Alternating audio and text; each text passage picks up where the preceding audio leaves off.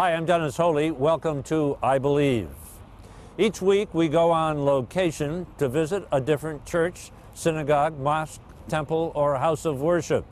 This week we're in Dearborn, Michigan at the Islamic Center of America to learn about Islam. Thank you for joining us. Allahu Akbar, Allahu Akbar. Allahu Akbar, Allahu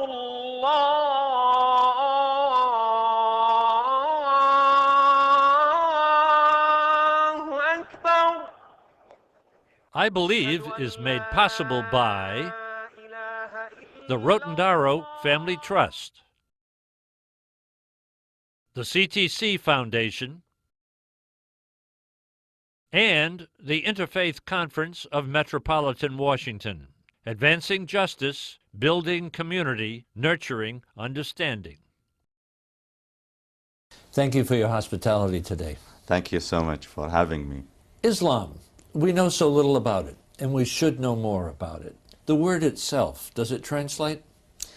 The word Islam means literally submission, and obviously submission is to God.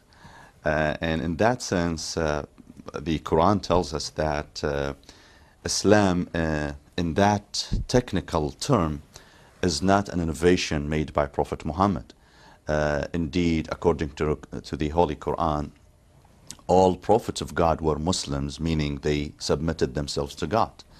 And in particular, Quran says that Abraham was the first Muslim, meaning the first one who submitted himself in that beautiful and heroic way to God when he agreed to offer his son as a sacrifice, to sacrifice his son to God.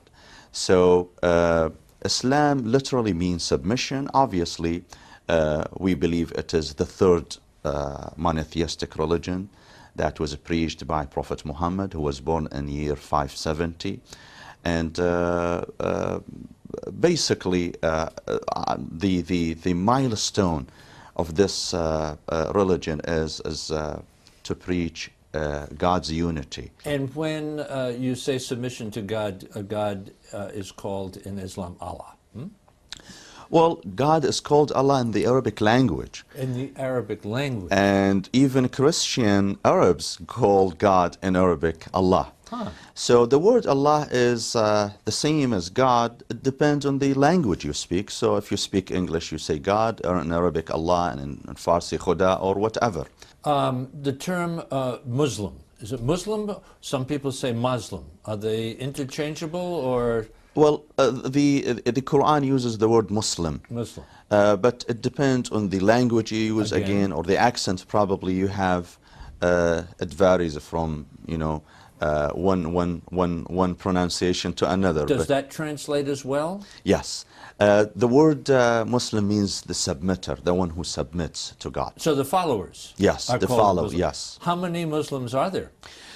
Well, you know, there are no accurate statistics of how many Muslims around the world, but I have read statistics that vary from 1.2 to 1.5 billion Muslims. How many in the United States? Because I hear that it's like the fastest growing religion in the United States, perhaps the world as well, huh? Again, this depends on whom you're talking to.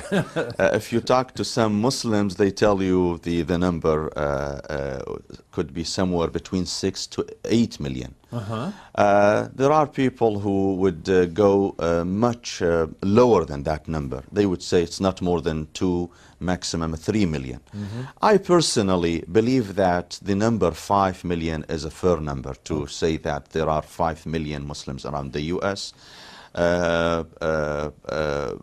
This number is a reflection of a broad spectrum of Muslims, of immigrants and indigenous, and many of the Muslims who came as immigrants now, they consider themselves a father or grandfather, parent and a grandparent of American Muslim born who were born in this country.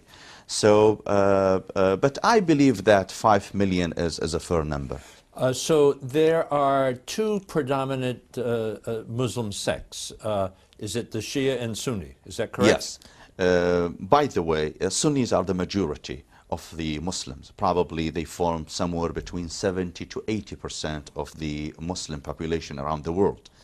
While the Shia are the minority, they form somewhere between 20 to 30%. And that's your. I am, sect. yes, I am. Shia. I'm formally, I'm Shia, even though I really do not emphasize these differences so much, and I would like to cast myself as a Muslim rather than Shia or Sunni. Let me take this opportunity to go in on what I, in my reading, is the centerpiece, which are the 5 pillars of Islam, and just give me the 5 and tell me a sentence or two about each one.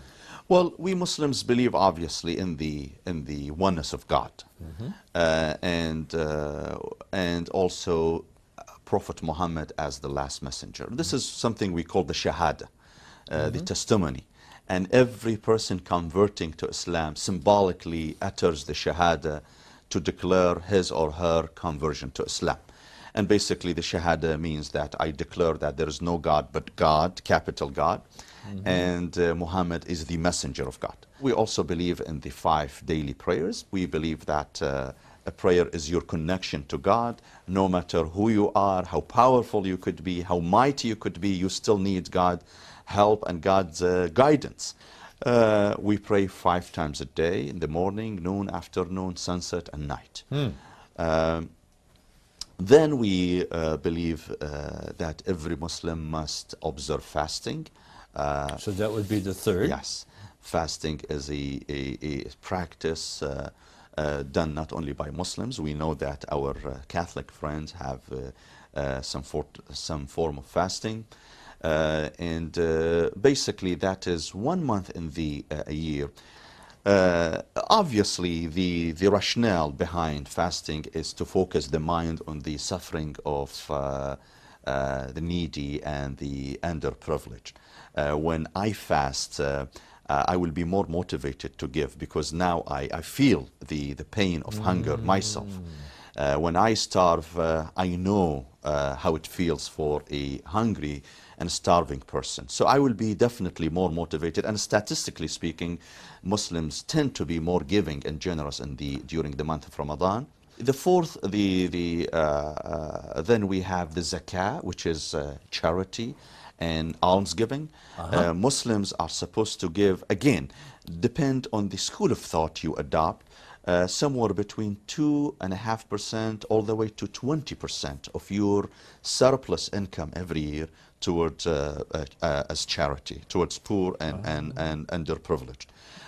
You must give this to the poor. If you read the Holy Quran, many verses in the Quran speaking about the significance of giving. Indeed, one verse in the Quran indicates that Muslims cannot achieve the highest level of faith unless they tend to be giving and helping the poor.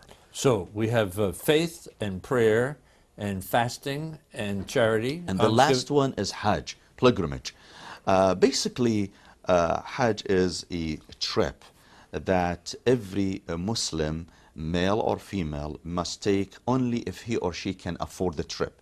So you're going to Mecca. To Mecca. Once a year. This happens once a year. The actual Hajj pilgrimage does not take more than 5 days. And basically what you do in Hajj, you wear a loose-fitting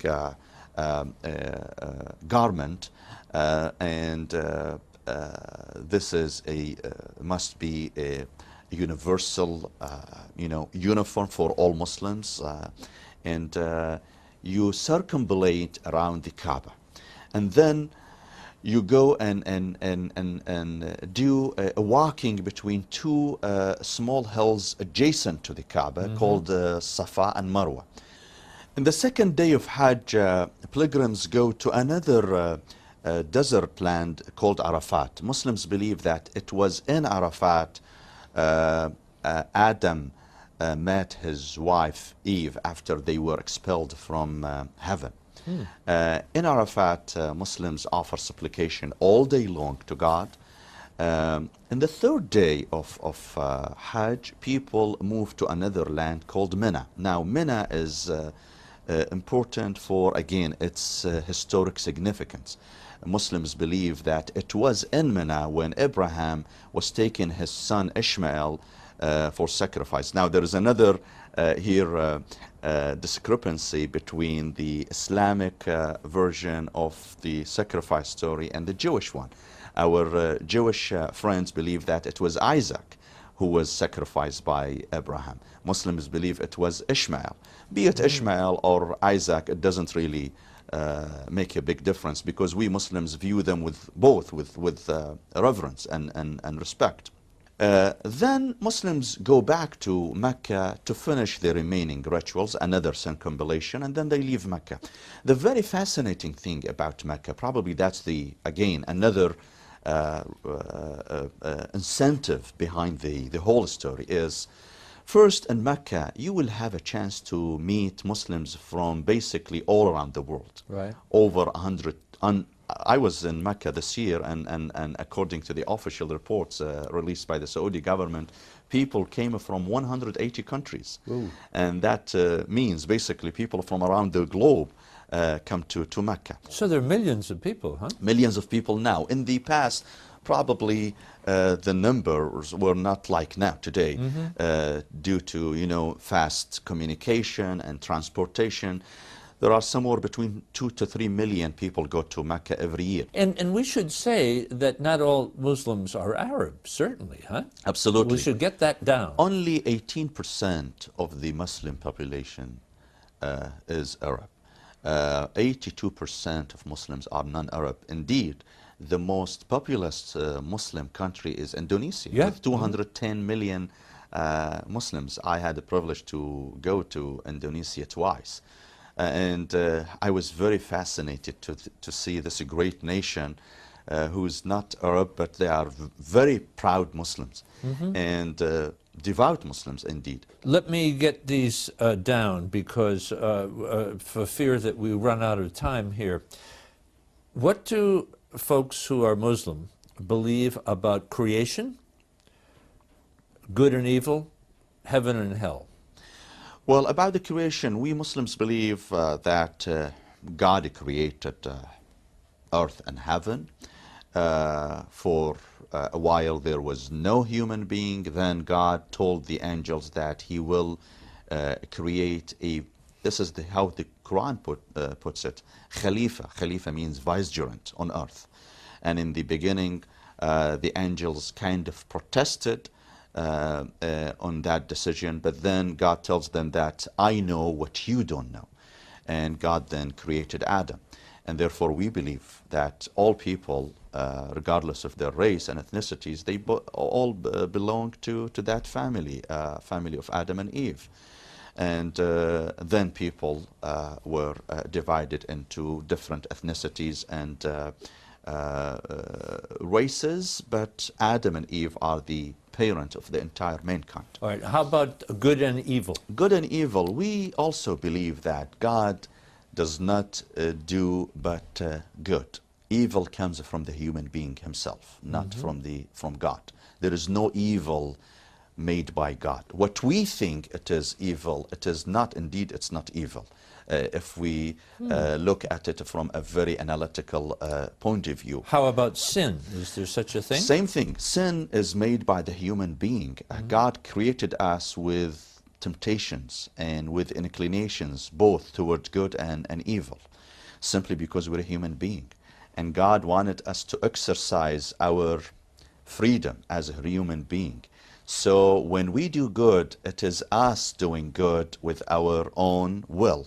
And if we commit sin, we're doing that. In other words, God didn't want to compel us to be good people. Is there a heaven and hell? Absolutely. We Muslims believe that there is hell and heaven. We believe in the Day of Judgment. We believe that the purpose of Day of Judgment meaning the day all people should be resurrected after their death, is a manifestation of God's justice. Many people escape justice in this world, and we believe that God is just. So Hitler didn't serve, justice was not served by Hitler. So, and this man is responsible for killing millions of people, and we know that God is just. Where this man will receive his sentence, where he will be held responsible. If we don't believe in day of judgment, this may violate the concept of God's justice. When someone dies and they have lived a good life, in your mind, where do they go? We believe, like our Christian Catholic friends believe, in purgatory. We believe that somewhere, we really don't know, we have to go there to see. After death, there will be a separation of soul and the body. The body will turn into soil. And it is the soul of the human being that will continue surviving. And therefore, if I'm a good person, I will be held responsible for my good deeds by being rewarded. If I'm a bad person, I will be punished. Now, the punishment and reward in the purgatory is not physical, it is mental. Very similar to what we experience during our dreams. When I see a nightmare, it is not my body that is suffering, it is my soul. Therefore, I wake up from my dream, sweating, my heart is beating, and I say I was in a bad shape. And if someone asks me why, you were sleeping in a very soft mattress and you should be comfortable in your sleep, I say no, because I was dreaming a nightmare. So the nightmare is a mental suffering, it's not a physical suffering. And same thing when I see a good dream. We believe that in the purgatory, the reward and punishment is directed to our soul, not our body, simply because there is no body anymore. But in the day of judgment, we believe that the soul will join the body again, and the punishment, there will be a real heaven and hell. The punishment and the reward will be directed toward the body and the soul again. If we were to stand on the edge of the area where you conduct the prayer service, is that room called, does it have a particular name? That is called the mosque. That is the mosque? Yes. That is the mosque. The mosque is the actual place where the prayer is performed. Alrighty. If we stood on the edge of that, and how long would the afternoon service run? On Fridays, it will take about an hour with the sermon. The sermon and the prayer will take about an hour. But in other than Fridays, like today, for example, when I lead the congregational prayer, basically every day at noon and at night, it will take about 20 minutes. And how many, what's going on there? When people pray in Islam, do they have a picture of God in their minds? Not physical picture, because we believe God has no physical body or entity. God is not a physical entity.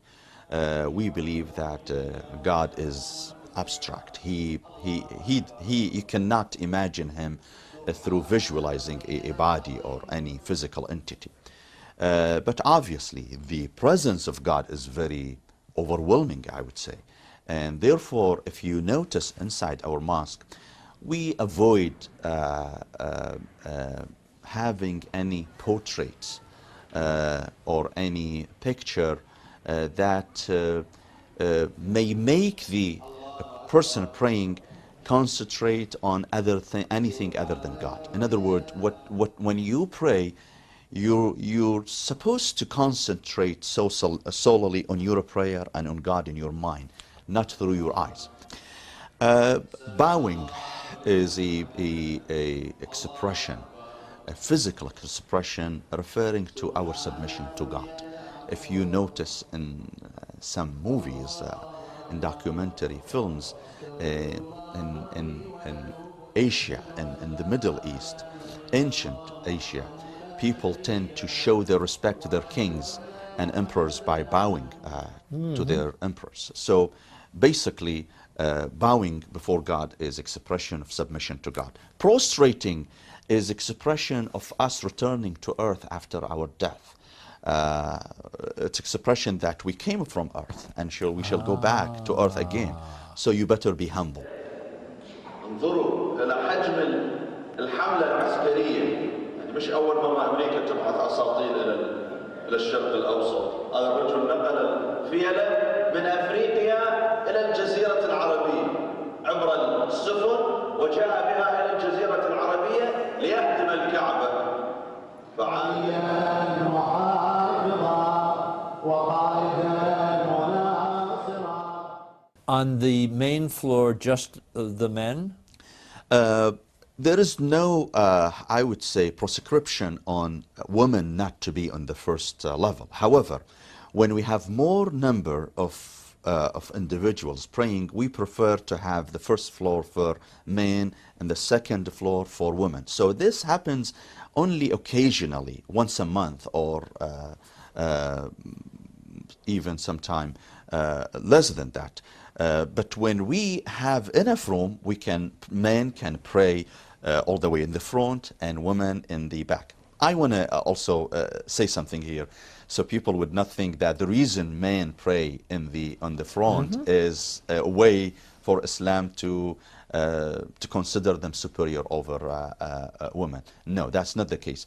It's a technical issue, purely technical issue. When, as I said earlier, when you pray, your prayer involves certain gestures. By bowing down and prostrating, it's not appropriate. It might not be viewed appropriate for women to bow down and prostrate before men.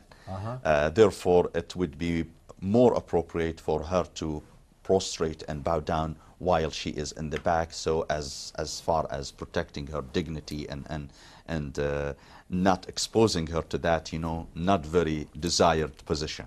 Let me just ask this last question, so we have it. I know that you have been invited, have traveled, have spent time educating Americans about Islam, and because of world events over the last few years, people have major thoughts and feelings about Islam, about Muslims, about what they practice and what the religion stands for.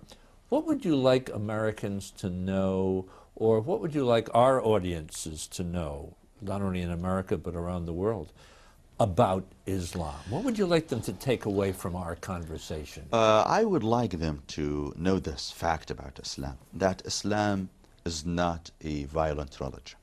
It's not a religion that promotes, I would say, hatred or violence against any particular group. Indeed, Islam in its nature, it's a very peaceful religion. But unfortunately, as you just said it a few seconds ago, the world affairs today, things that happen mainly in the Middle East, as well as here in our country, unfortunately, they reflect themselves through a very negative way, that in the end, Islam, that is the one that pays the price for it.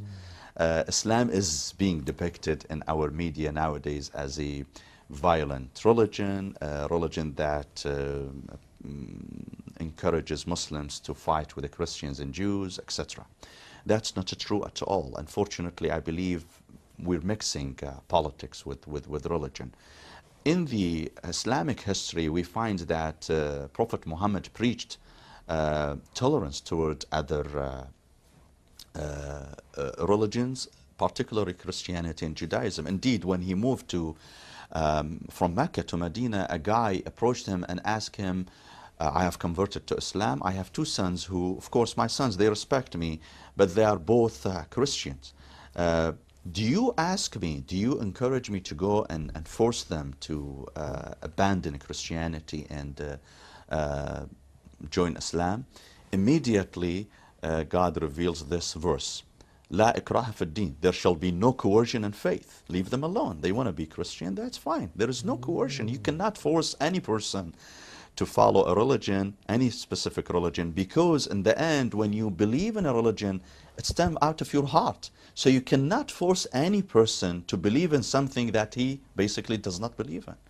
So we don't believe in coercion. We don't believe that Islam forced any group of people to follow Islam. Do you believe that sentence that you always hear in newscasts and read in newspapers about the Islamic faith being hijacked by a small group of people? I unfortunately believe in that. Yeah. Yes, unfortunately, there are very small, vocal, and violent people who speak in the name of Islam, who made others in the world to believe that Islam is a violent religion. These are very small percentage of the Muslim world, given the number of Muslims would exceed 1.5.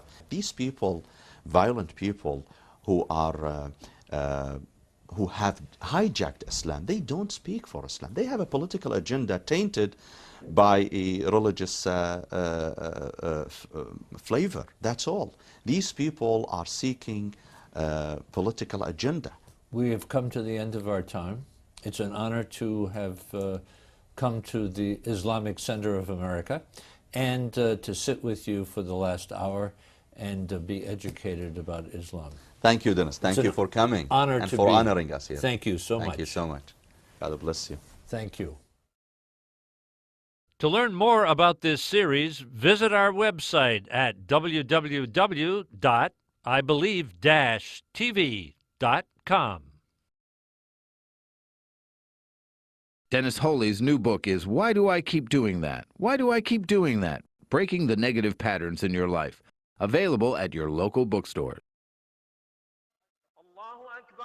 I Believe is made possible by the Rotendaro Family Trust, the CTC Foundation, and the Interfaith Conference of Metropolitan Washington, advancing justice, building community, nurturing understanding.